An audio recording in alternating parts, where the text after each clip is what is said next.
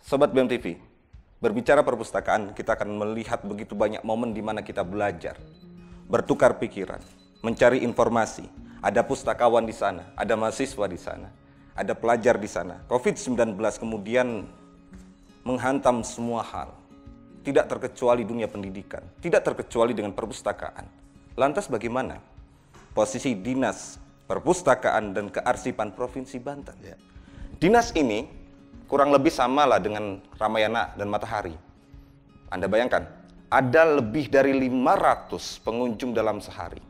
Jika ada event-event tertentu kesenian atau bedah buku, pengunjungnya bisa sampai 1000. Itu luar biasa sekali.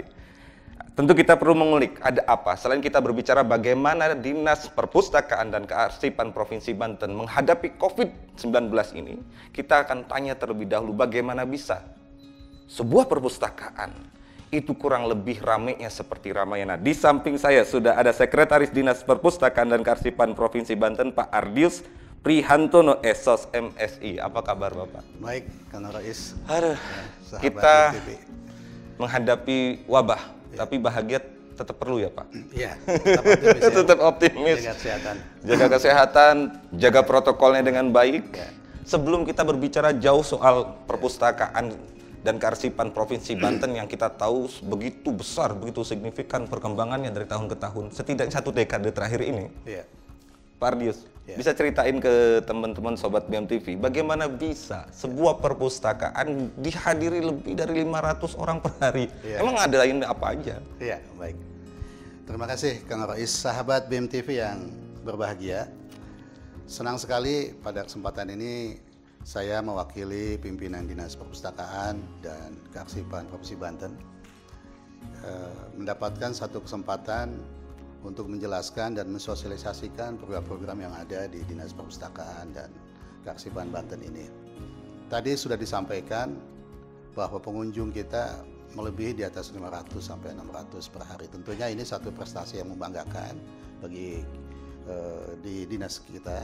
Tetapi tentu ini satu perjuangan tentunya ya. Tantangan juga ya. Tantangan tidak mudah kan itu. Karena apa?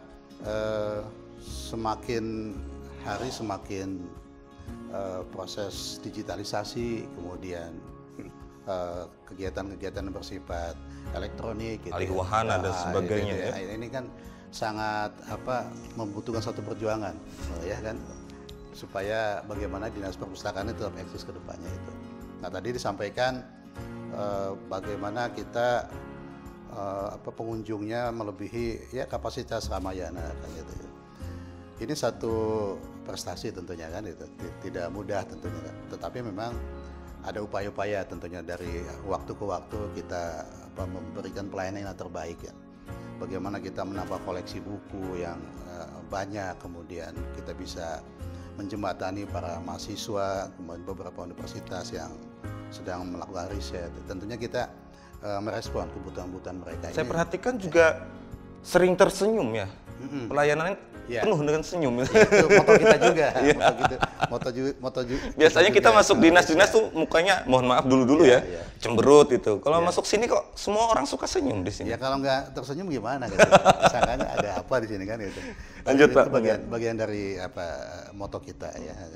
Nah tentunya ini beberapa inovasi yang harus tetap kita gali dari waktu ke waktu tentunya. Seperti halnya jam layanan ya. Jam layanan ini kita tahun ini sudah ada penambahan dalam 1 minggu 2 kali sampai jam 9 malam. Nah, tentunya kalau Sabtu Minggu sudah kita lakukan ya, sudah sebelumnya kan itu Sabtu Minggu. Tapi jamnya masih sampai jam 12, jam 1 siang untuk Sabtu Minggu. Nah, ini satu upaya bagaimana kita merespon kebutuhan masyarakat, terutama kalangan-kalangan yang memang sedang haus dengan pengetahuan dan kemudian ingin ada pencerahan-pencerahan. Dan jangan lupa bahwa kita perpustakaan ini ke depan akan menjadi satu wahana edukasi. Jadi luar biasa kan ini, wisata edukasi ya, wisata edukasi. Wisata edukasi. Ya. Seperti apa? Jadi wisata edukasi itu bagaimana kita nanti ke depan konsepnya perpustakaan itu dalam benak masyarakat itu jadi satu pilihan ya, untuk anak-anaknya, kemudian dalam berwisata, kemudian jangan sampai ada kesan perpustakaan itu satu tempat yang di dalam ruangan tertutup, kemudian kutu buku di situ. Profesor-profesor orang berkacamata, itu, kepala botak. Nah ini kita coba akan mencoba membuka paradigma lama ini. Nah ke depan kita akan bangun satu konsep bagaimana layanan perpustakaan itu bersifat edukasi, itu Kak Rois ya. Luar biasa, Sobat BMTV. Ternyata itu cara supaya dapat pengunjung lebih dari 500 pengunjung dalam sehari. Saya belum pernah nemu tuh perpustakaan bisa nembus 500 pengunjung sehari. Kita lanjut, pertanyaannya sederhana. Setiap perpus, setiap dinas, apalagi ini Dinas Perpustakaan dan Kearsipan Daerah, pasti ada layanan produknya. Seperti apa Pak? Bisa diceritakan? Ya ini sahabat BMTV dan Kang Rois yang berbahagia. Nah ini ada satu kondisi yang memang ada stuck ya di kita, bahwa tadi itu konsep awalnya perpustakaan kita itu hanya seolah baca dan membaca kan itu.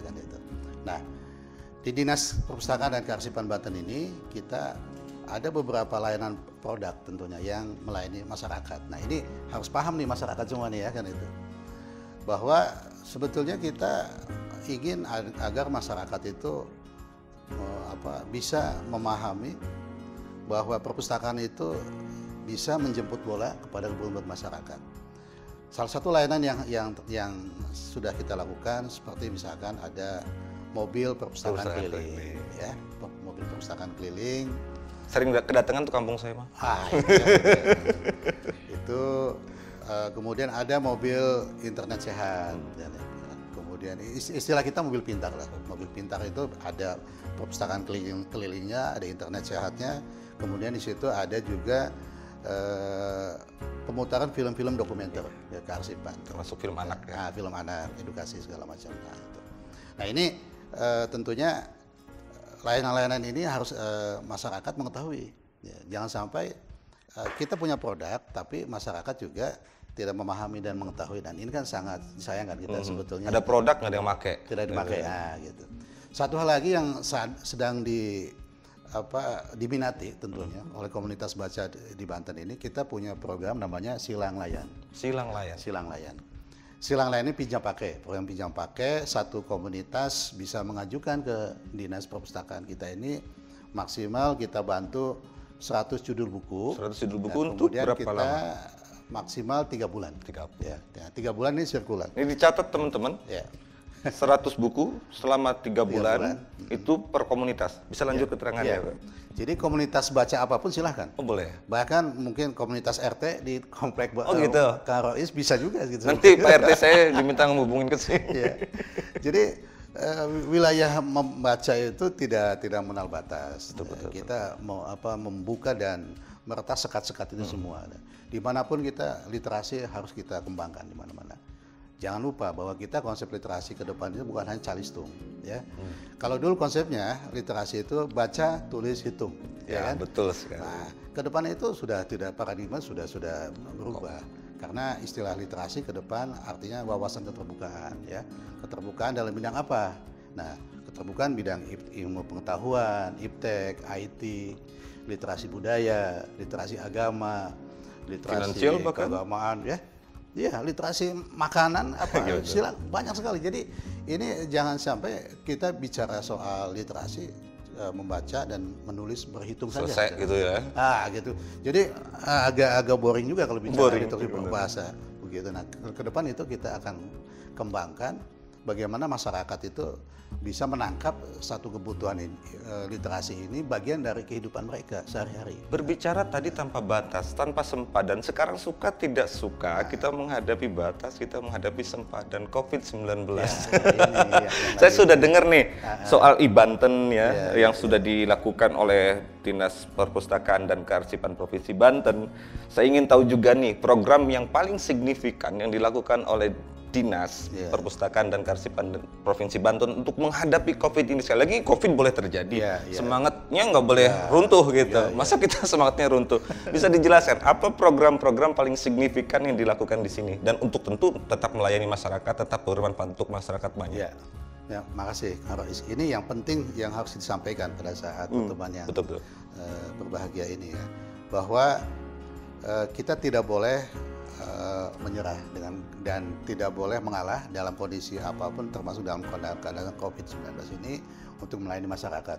Nah, salah satunya adalah kita ada inovasi di dinas kita ini namanya iBanten. iBanten. Nah, Tulisannya I-Banten. Jadi iBanten bisa masuk di HP Android, bisa di Play Store, bisa klik di situ.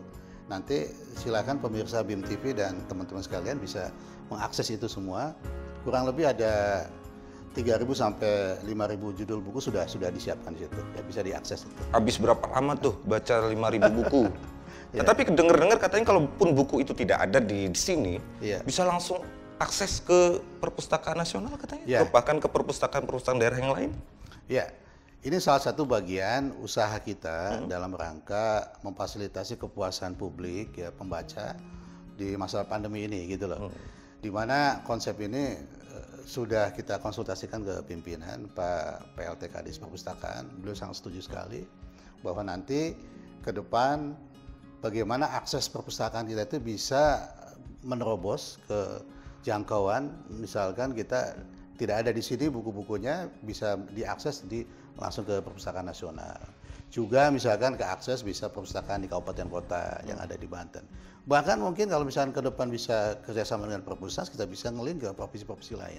Nah, ini kan luar biasa sekali kan itu terobosan kita. Terobosan yang luar biasa. Ya mudah-mudahan ini bagian dari usaha kita dalam rangka memfasilitasi di masa pandemi ini.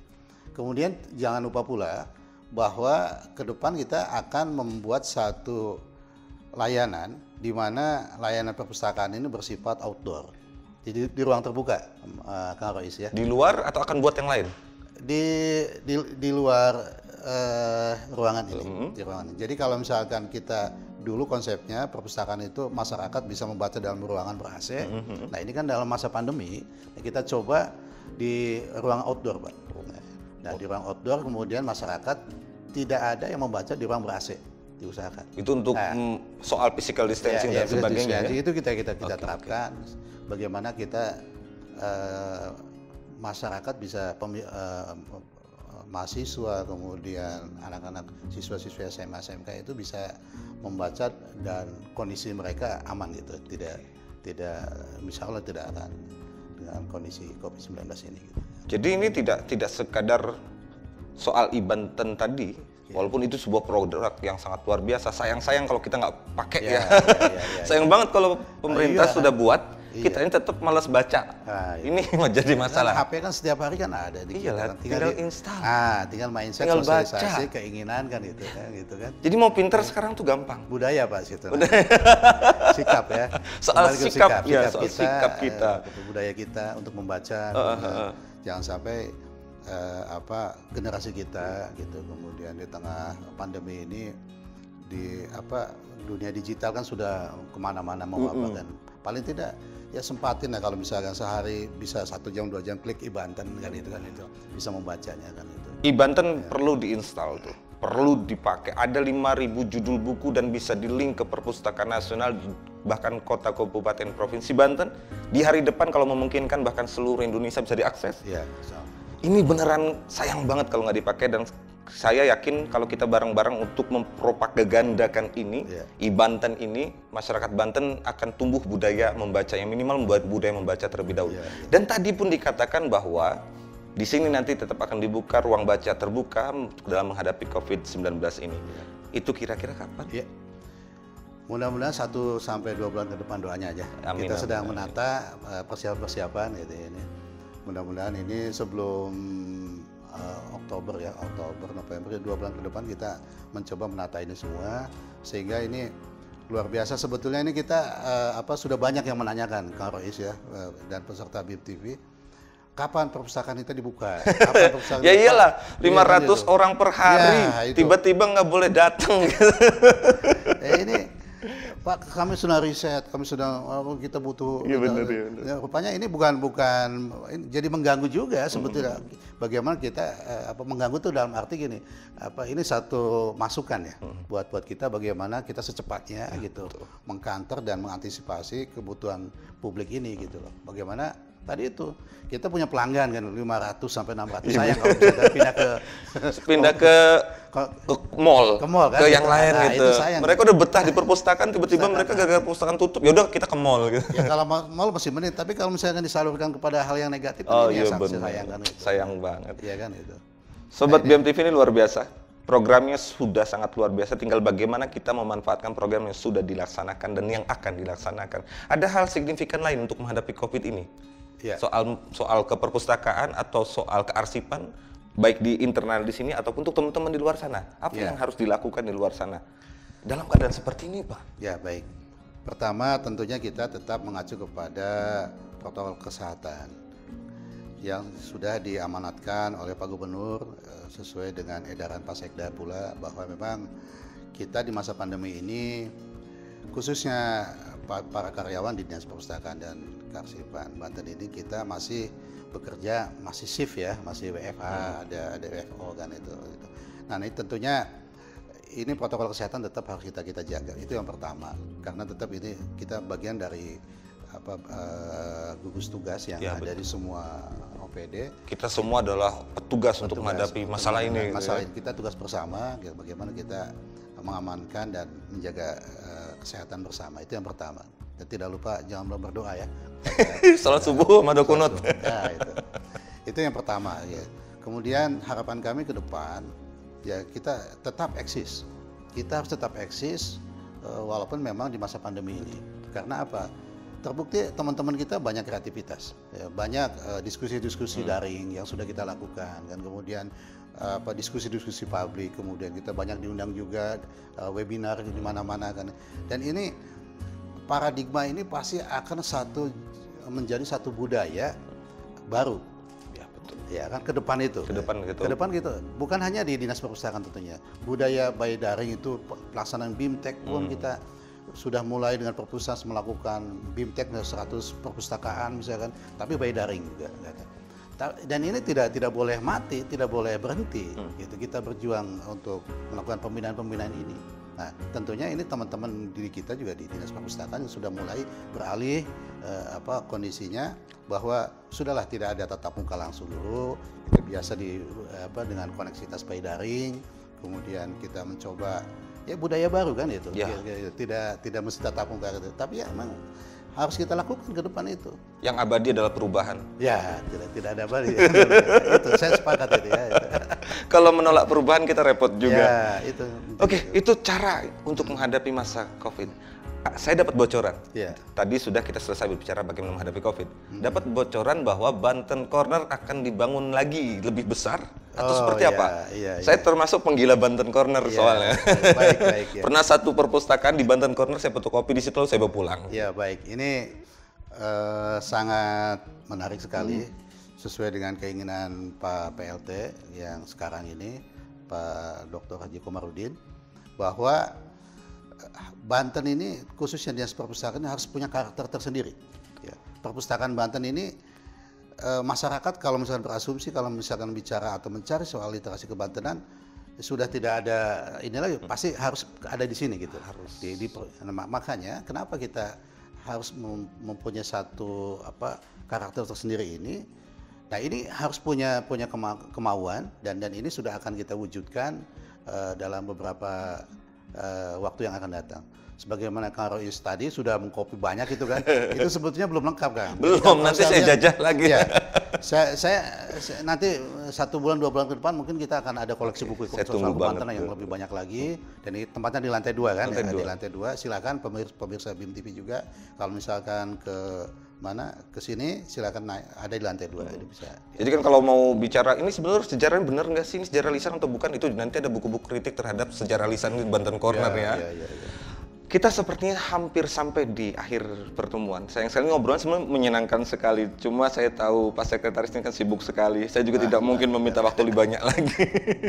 Kira-kira nih, apa pesan yang ingin disampaikan Bapak untuk Sobat BMTV tentang bagaimana menghadapi COVID dan keperpustakaan dan kearsipan tadi tentunya, dan bagaimana menghadapi hidup pada umumnya. Silakan sebagai penutup. Baik pemirsa BMTV yang kami banggakan, pada akhir pertemuan ini kami ingin menyampaikan bahwa Dinas Perpustakaan dan Kearsipan Banten selalu ada dan eksis di tengah-tengah masyarakat, di tengah-tengah musim pandemi ini. Itu yang pertama, kata kuncinya. Nah, bagaimana teman-teman pemirsa BIM TV dan masyarakat pada umumnya menikmati layanan kami? Tentunya jangan segan-segan, jangan sungkan-sungkan, silahkan membuka website kami yang sudah tersedia di Dinas Perpustakaan dan kearsipan.go.id. Silakan diakses di situ. Di situ banyak sekali aktivitas-aktivitas kita, kemudian program kita yang sudah dilakukan. Dan jangan lupa yang terakhir, tentunya kita tetap menjaga protokol kesehatan tentunya, untuk selalu menjaga kesehatan, dan tentunya kita tetap berdoa mudah-mudahan pandemi ini segera berakhir. Sobat BEM TV, sampai jumpa pada pertemuan yang lain. Semoga kita tetap dapat berkarya di tengah masalah apapun, termasuk di tengah COVID-19 ini. Salam berkarya dan berbagi inspirasi.